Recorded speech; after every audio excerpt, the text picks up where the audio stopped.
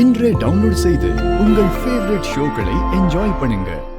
ஸ்வாதி விஷயத்திலையும் அம்மா இதே அளவுக்கு பிடிவாதத்தோட தான் இருந்தாங்க.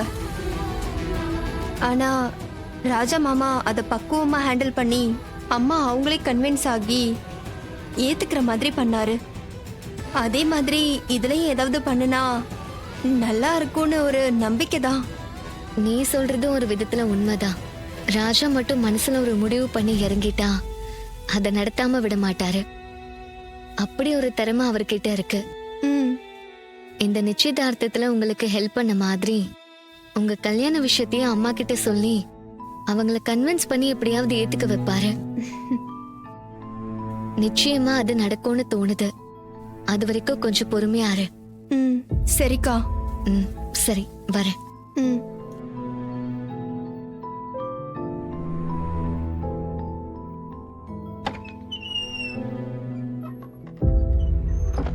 நிச்சயதார்த்தம் நடந்தப்போ எங்க போயிருந்த? ஆளையே காணோம். நான் எங்கேயும் போகல, மண்டபத்துல தான் இருந்தேன். என் ஃப்ரெண்ட் ஒருத்தி ஃபோன் பண்ணிருந்தா, அதான் தனியா போய் பேசிட்டு இருந்தேன். ஓ, உன் மனசுல என்ன இருக்குன்னு நான் முழுசா தெரிஞ்சுக்கிட்டேன். தீபாவை மறக்க முடியாம அவன் ஞாபகத்திலேயே இருக்கேன் நல்லா புரிஞ்சுக்கிட்டேன்.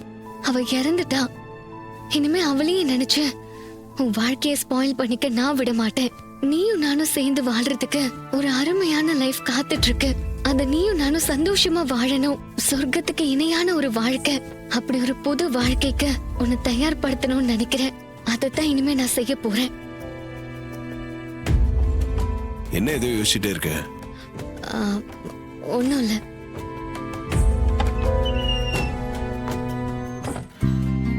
மாப்ள, அத்த, நாளைக்கு ஃபேக்டரி திறப்பு விழாக்கு எல்லா ஏற்பாடையும் செஞ்சாச்சா? எந்த பிரச்சனையும் இல்லையே? எல்லா ஏற்பாடும் செஞ்சிட்டு இருக்காங்க அத்த. நானே நேர்ல போய் பார்த்துட்டு தான் வந்தேன். எல்லாம் ஓகே தான். ரொம்ப சந்தோஷம் மாப்ள.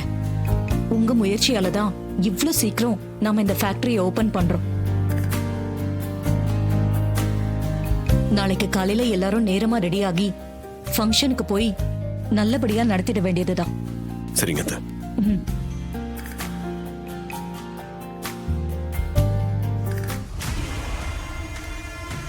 சாரிக்கா, என்ன மன்னிச்சிர.